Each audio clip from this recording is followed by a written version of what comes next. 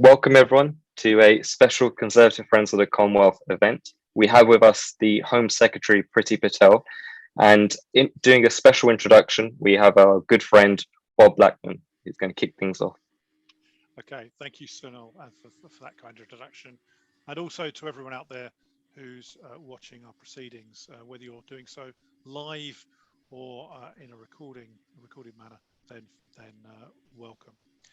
It's my pleasure, great pleasure, to introduce my very good friend, the Home Secretary, Priti Patel, who is going to speak to us tonight on a range of subjects and take obviously some questions from the audience overall. Priti was elected at the same time as I was in May 2010, and has an opportunity to serve as International Development Secretary, but now as Home Secretary.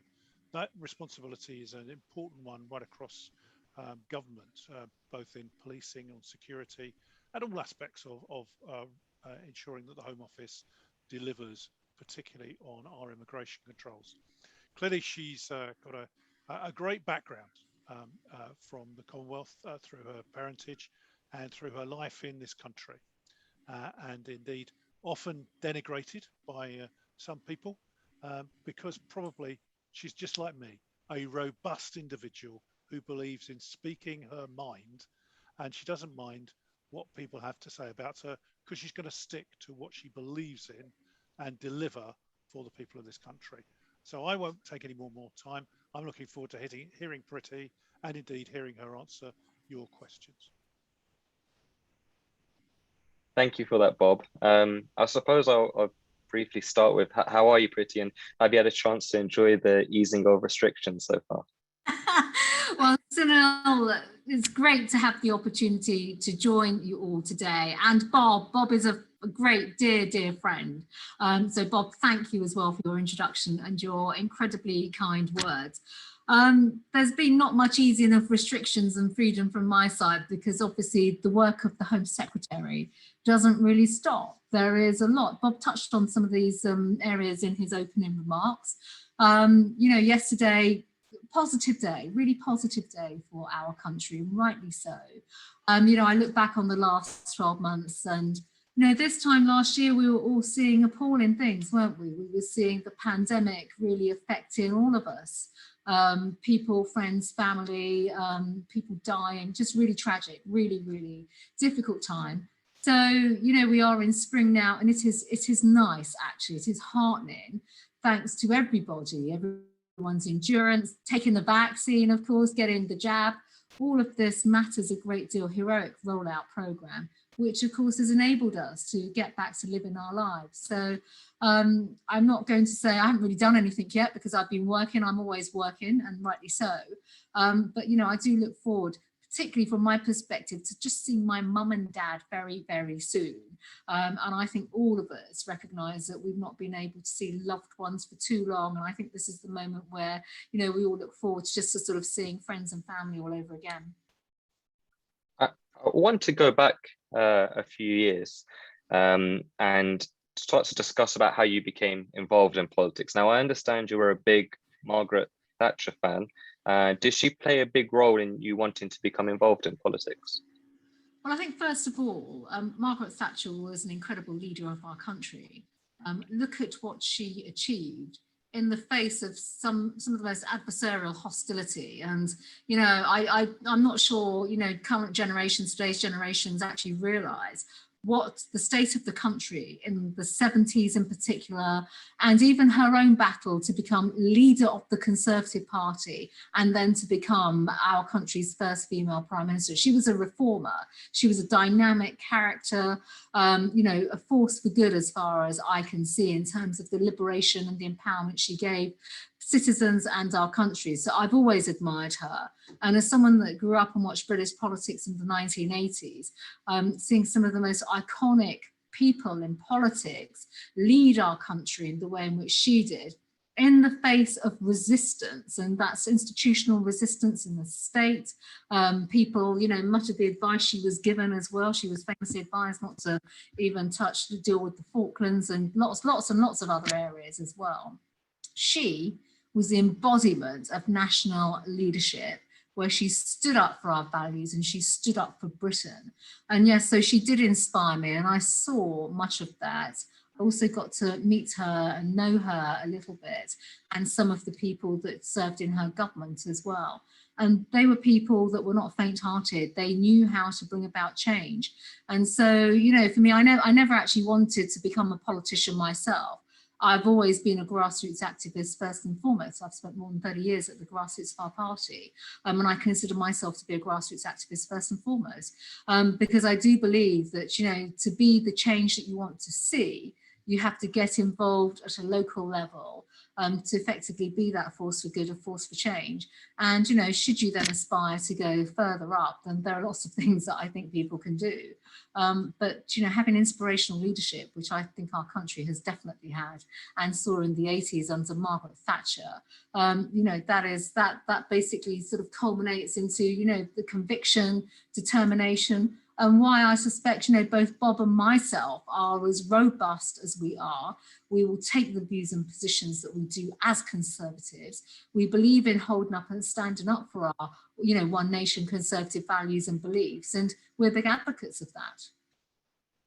I think a lot of people on our Conservative Friends of platform will be very happy to hear you speak so highly of Margaret Thatcher. We recently had one of her former cabinet members, Sir Malcolm Rifkind, on our platform, and he said equally glowing things about her. And I suppose it's always a good plug to mention, you know, we are the only party to have had a female prime minister, in fact, two.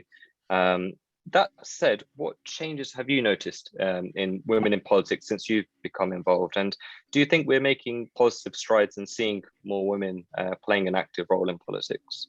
Yes, so it's not all terrible, although it's not as far from perfect, to say the least. Of course, there are more women actively in politics, and I don't just mean that on a national level. In our party, we've made, I mean, it's great. You know, I have amazing colleagues in the Commons, female colleagues, and also in the Lords, I should say, as well. Highly accomplished individuals who haven't made politics just their life. They've accomplished and achieved all sorts of brilliant things professionally in their careers prior to coming to Westminster. And of course, it would be remiss of me not to give a massive shout out to many of our council leaders, county council leaders, district and borough leaders, and our councillors across the country who are women of strength, women of principle.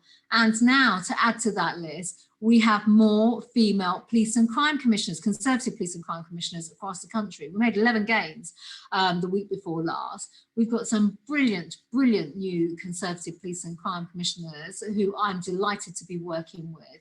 But there is a common strand here, and there's a common theme that, you know, women can lead and do lead successfully, but also with that and with that leadership, there's definitely more change that will come. And I have to say, I mean, I feel very, very strongly about institutional views and ideas about women and race and how we are treated and patronising comments.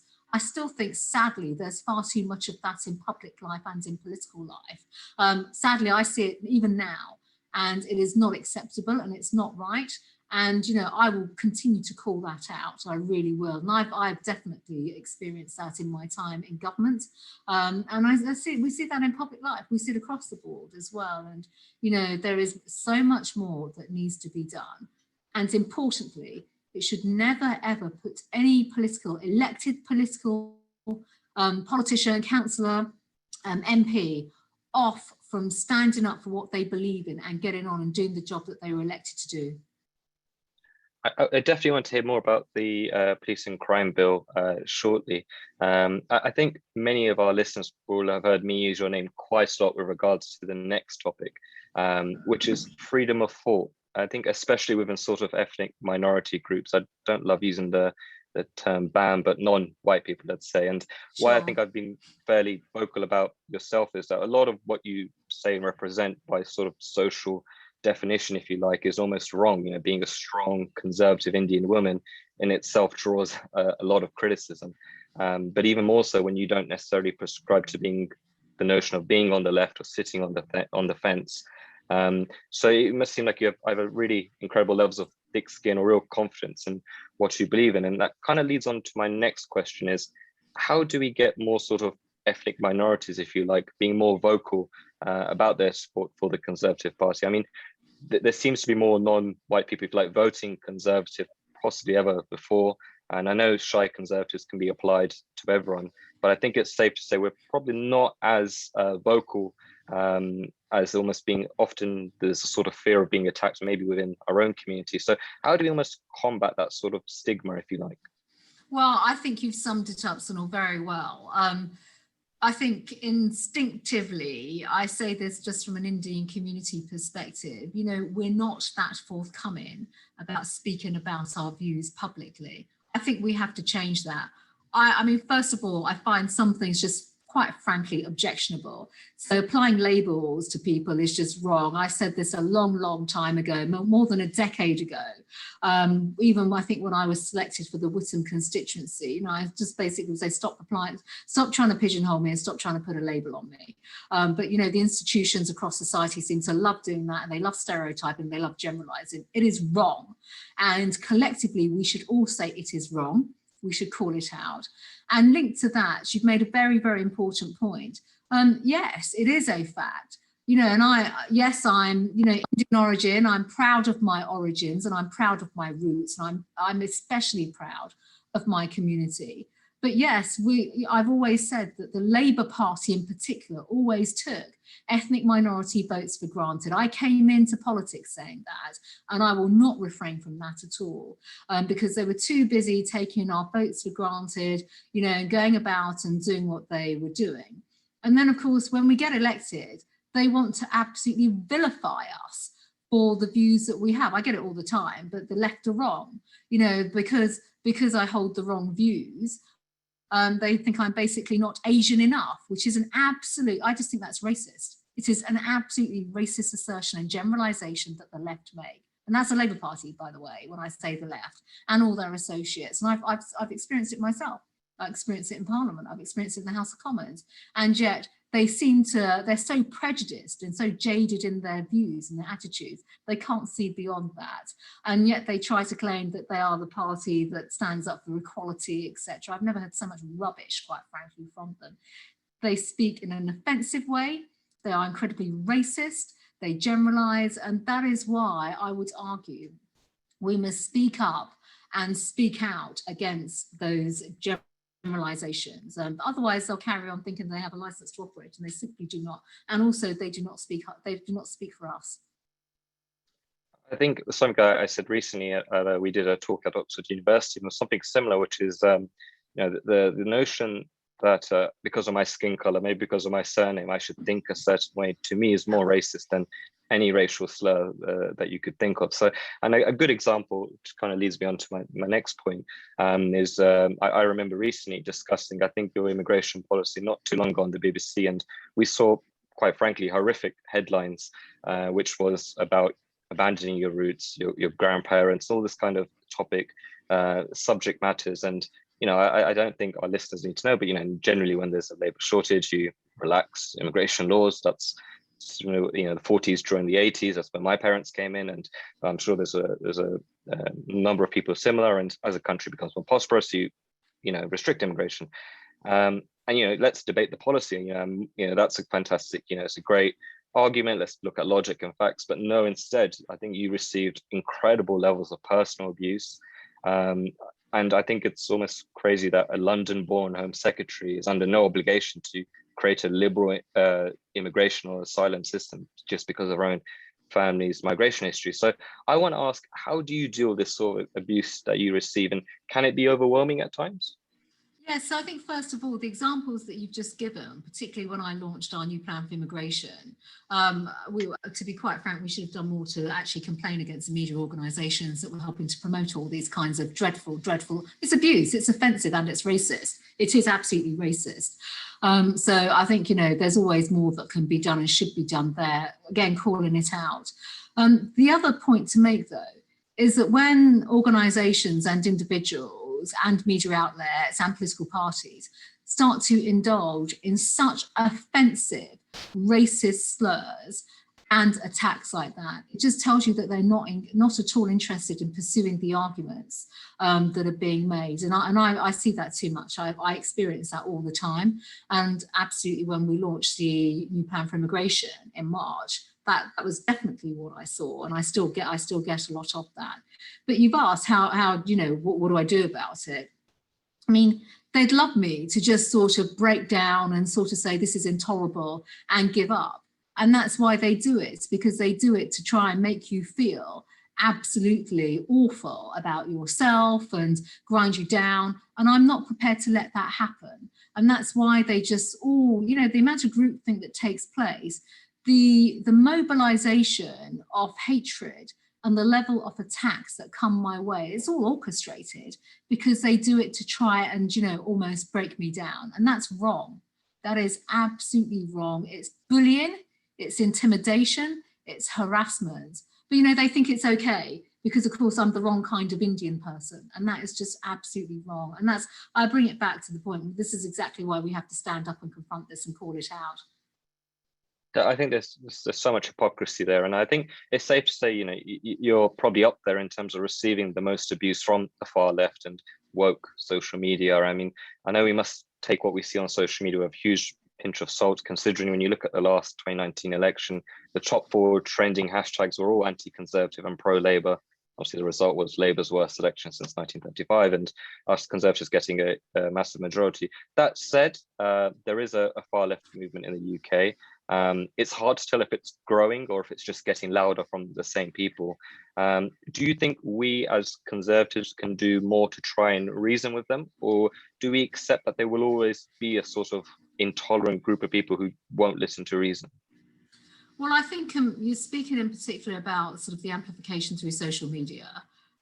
First of all, I mean, I speak now as probably, I am the most trolled politician in the United Kingdom, which I think tells you everything you need to know. And of course, you know, the people behind it, they know who they are, those that are organising it and orchestrating it. Shame on them, absolute shame on them, because clearly they have no values, basically, in the way in which they pursue individuals so relentlessly. But on social media platforms, first of all, they have a responsibility themselves to stop hosting all this vile, bigoted, racist and defensive content. And quite frankly, it is threatening content, because I've had death threats and all the rest of it through it, as have many others, many other colleagues as well. But it is disproportionately directed at Conservatives, which is just appalling, absolutely appalling, which is why we will always do more to, you know, stamp this out through legislation. There's some legislation coming forward as well. I don't think you can reason with people like this at all. And again, I also think, you know, if we disproportionately spend all our time on them, that's what they'd like. They'd like to stop us from carrying on and doing the work and the job that we're here to do, which is, of course, serving our amazing country and serving the majority, the hard-working, silent majority across the United Kingdom that actually support the government and back our policies. So we won't be deflected by these awful people. We absolutely won't, because this is the people's government, and we will continue to focus on delivering on the people's priorities. I think that kindly works well on our sort of next subject matter, which is something that's been discussed quite a bit on our platform, which is identity politics. We had John Howard, the former Australian Prime Minister, and the current Deputy Prime Minister, Michael McCormack, both talk in detail about the problems with identity politics. One of my favorite quotes from that session with John Howard, I'm probably not going to say it as well as him, was talking about small businesses.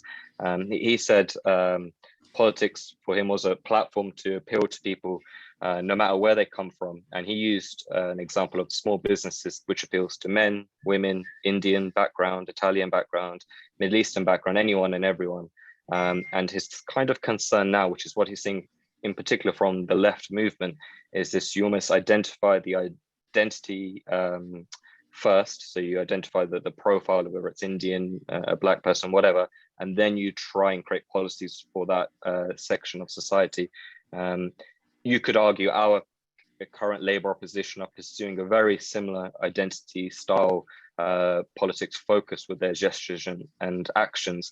Do you believe identity politics even is a growing problem, firstly in the UK and generally across the world? Because we're seeing it, especially in America and Australia, growing, and it seems like in the UK we are too.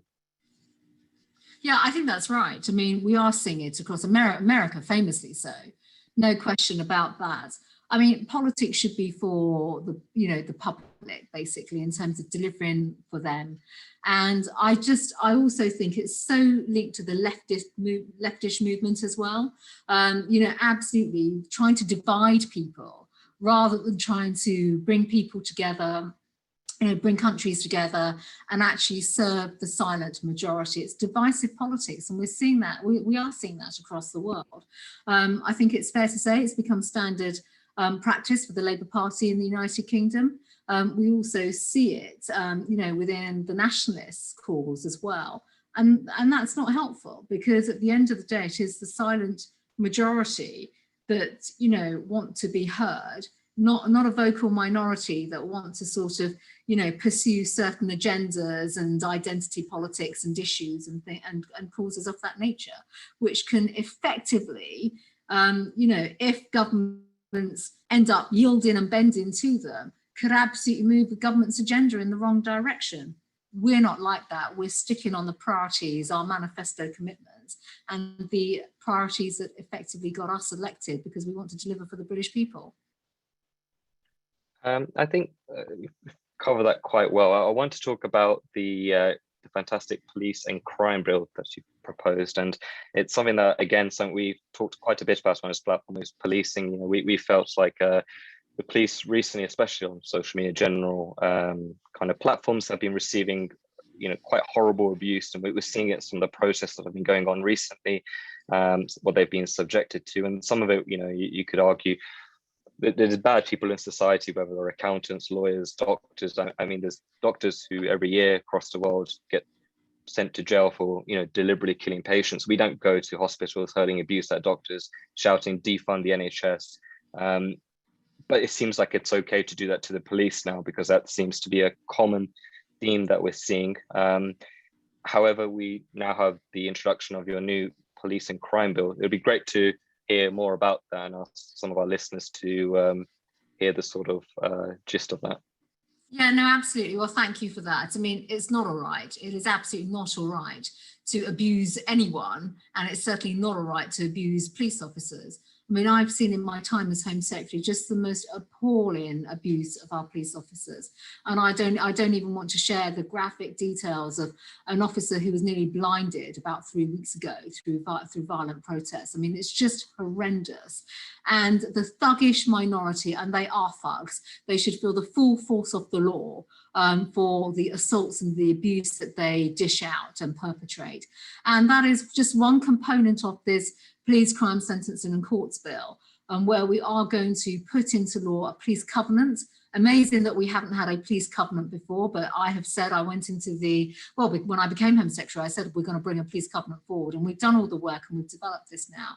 We're going to put it into statute, and it's all about police protection, police well-being. We're going to double the sentences, so from 12 to 24 months, 2 years for anyone who assaults an emergency worker. So that's police, fire, ambulance, the whole service, blue light service.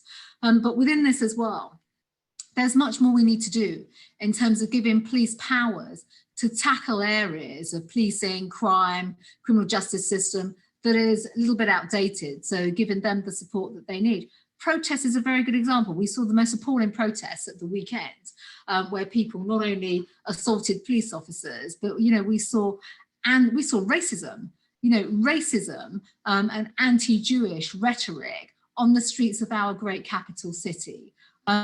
So we want to give the police more powers in terms of dealing. That wasn't static protest, but we've seen static protests basically by extreme organisations that use guerrilla tactics to threaten people, to hurt people, to put people in harm's way. It costs the police an extraordinary amount of money. So we want to give them the powers to be able to remove the protests and stop these protests and take the right kinds of actions that they need to do. And then, of course, sentencing is so, so important. I'm unapologetic at the fact that we need tougher sentences. I want the book thrown at the most vile criminals, the murderers, the rapists, the paedophiles. And that's what the sentencing component part of this bill will do. There's so much more in this bill that is there. But I just want to conclude my comments on this bill by saying two things. Number one, The Labour Party voted against this bill, which tells us everything that you need to know. They are soft on crime, they're soft on sentences, they're not with the majority, the hard-working, silent majority that want law enforcement. You know, that they expect that we should have tougher sentences and all the right things. Bear in mind, we are putting record levels of investment in policing, 15 billion quid into policing. The other point to make is that they do not support the police. You know, when I think back to last summer and the protests that we saw, it was the left, it was a Labour Party that were calling for defunding of the police. That's shameful. That tells us that they do not believe in law enforcement. They do not believe in upholding the law. I mean, that's an absolute stain and a scandal. It's no wonder we elected 11 more Conservative police and crime commissioners, because the British public know exactly which party in government is on their side and will back the police. And it's the backing of the bill, it's the backing of the police that is just so, so important. And I think that just puts every argument to bed, quite frankly, in terms of, you know, who is the party of law and order in this country? It's us, it's a Conservative party. And we're going to be doing so much more, not just to back the police, but make sure that we have a criminal justice system that gives the public confidence when it comes to sentencing, when it comes to crime, when it comes to law and order. I think it would be great once we can sort of read more about this bill. It sounds fantastic, and I'm sure many people on our platform will be delighted that it's coming into notion. You raised a fantastic point there, sort of about anti-Semitism, and it's something that you could argue the Labour Party haven't really helped with. And there is a sort of notion that maybe because anti-Semitism isn't necessarily as trendy or as cool as other minorities to talk about in terms of the appalling racism that a lot of Jews in this country do face. We've seen some, you know, horrible things that happen in London over the weekend. Do you think we need to almost acknowledge that anti-Semitism is a thing, and just like I say, it's, you know, it doesn't necessarily get the same marketing package as other movements, but it's something that you would like to see maybe almost a bipartisan support, where it be from the Labour Party, Lib Dems, and have this kind of universal coming together and actually acknowledging that there is some anti-Semitism in this country. Well, absolutely. I mean, first of all, anti-Semitism is racism. So there's no place for it whatsoever. I mean, my view on this is so firm and it is so clear. It is thoroughly unacceptable, and it is racism. And it is, you know, linked to the intimidation, the harassment of the Jewish community. A community that we should respect enormously, quite frankly. It's known fact I grew up with the Jewish community in Hertfordshire. I mean, I'm just appalled. I did not grow up alongside the Jewish community where I experienced and saw the levels of hatred and anti-Semitism that I see today. You know, and even when I was growing up, I was not exposed to the type of racism that I experience today. And that tells me everything we need to know about the people behind this racism and anti-Semitism. And they are all from the left and, you know, associated organisations. And quite frankly, we should not be, this should not be existing in today's society.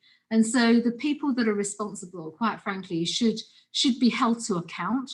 And the lack of, there is one political party, the Labour Party, that have been culpable, that have been responsible for this. It is a stain on them, and it's a shame. It is an absolute disgrace and a shame. And I will say this, within Conservative circles, we are so united when it comes to standing against anti-Semitism and standing against the hatred, the intolerance, the intimidation that we have been seeing.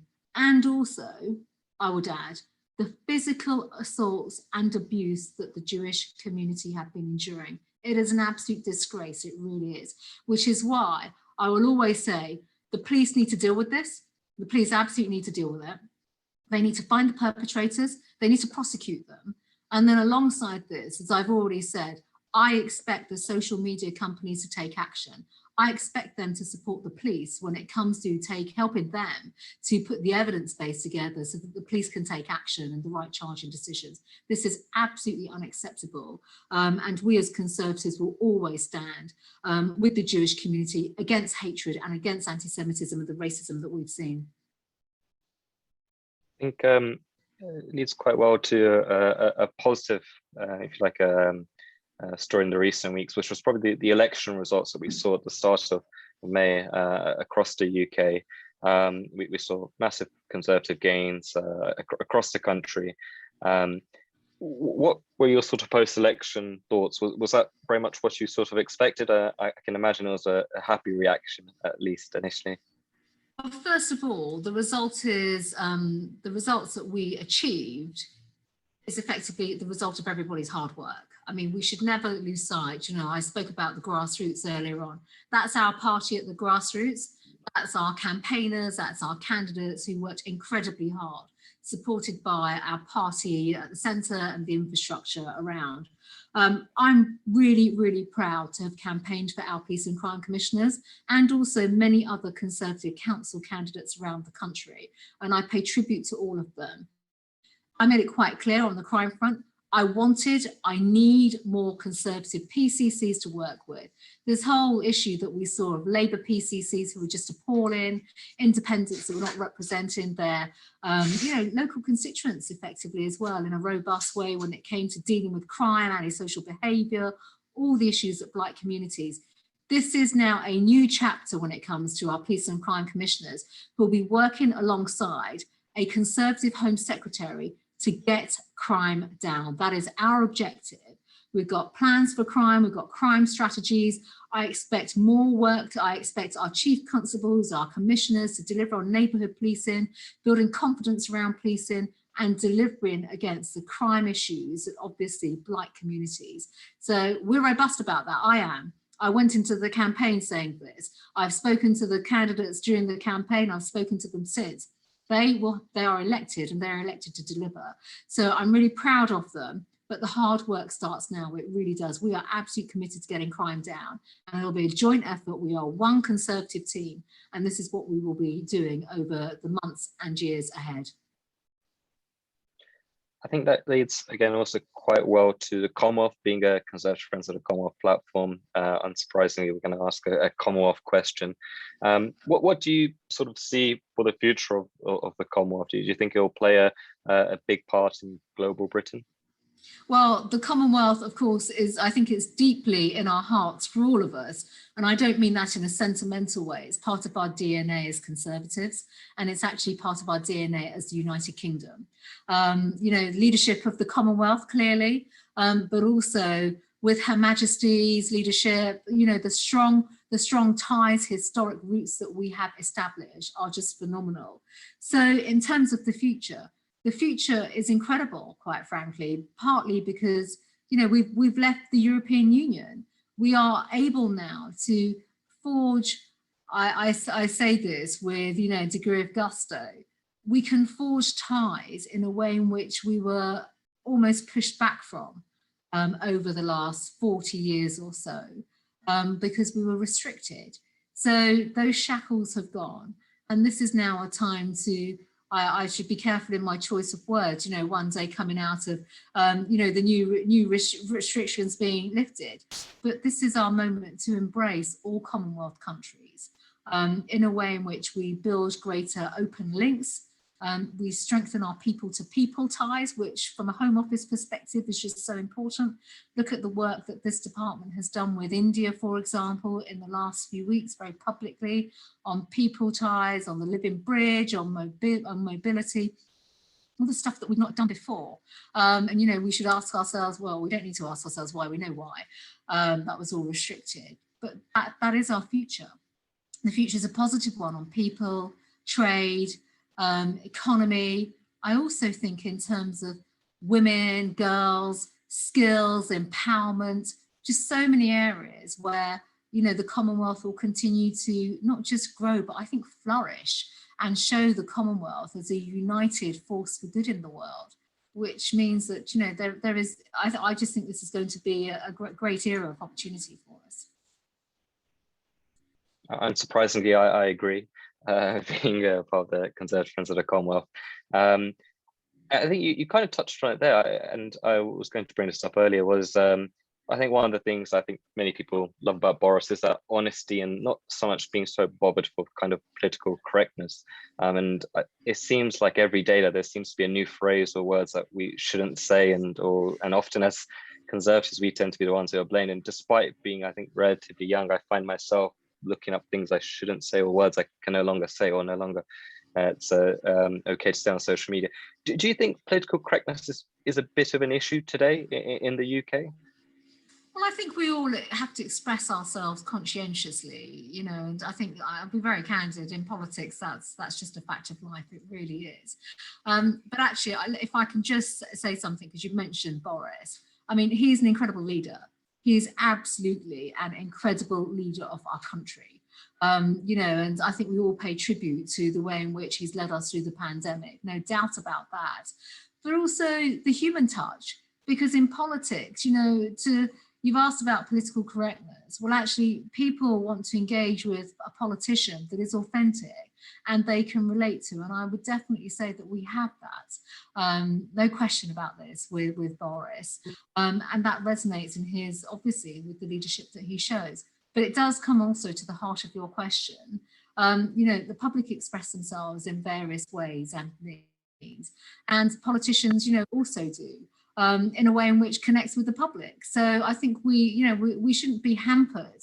While we can always feel conscientious, and rightly so, we'll be diligent about what we say and how we present ourselves. You know, we are human beings at the end of the day, and we are authentic to our views and beliefs. I think it's interesting you mentioned authenticity there, because that was one of the things we had Sir Linton Crosby on our platform. We spoke very highly of yourself, and he also mentioned how he believed what Boris was very strong at was that he had authenticity, which is more important more than ever. And he spoke, very highly of yourself when we had him on our platform. I think it kind of also, we were discussing Commonwealth. I think it'd be good to sort of just quickly, as we wrap things up, to talk about CANZUK. It's been something that's been discussed again in detail. Of course, it involves 4 Commonwealth countries. Do you think that will play a big role in the future? Do you see closer ties with those 3 other Canada, New Zealand, Australia? Look, what I would say on this, you know, as a sort of final point, is that there is, I mean, look, the scope for new opportunities and new partnerships is just unlimited now. It really is. And all credit to actually colleagues in government and the Prime Minister as well, because he's led so much of this directly. You know, global leadership is about the type of relationships you have with trade partners or potential trade partners, or how you can create new partnerships. And of course, that is what he's leading right now. So this isn't all going to happen in the next 5 minutes, but absolutely these platforms, these partnerships, they are coming together. They are absolutely coming together. They are part of, you know, the workings of government. So, you know, we will continue to support them, grow them, encourage them as well, so that we can drive the right outcomes, because we'll all benefit from a trade perspective. We'll all benefit from, you know, stronger ties. We'll benefit from the stronger ties on the trade side, the benefit from stronger ties on the people side. And there'll be so many other opportunities at a bilateral level or country to country, as well as through big partnerships. Fantastic. Well, I know you're really busy, Priti, so thank you for your time today. We really, really appreciate it. I'm sure our listeners have thoroughly enjoyed what you've had to say. So yeah, once again, thank you for your time today. So now, thanks to you, thanks to everyone that's been on the call.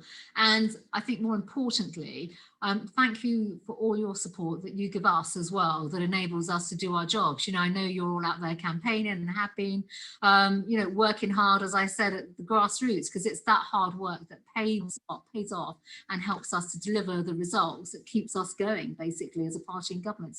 So thank you. It's great to talk to you all. Thanks so much. Bye-bye. Thank you.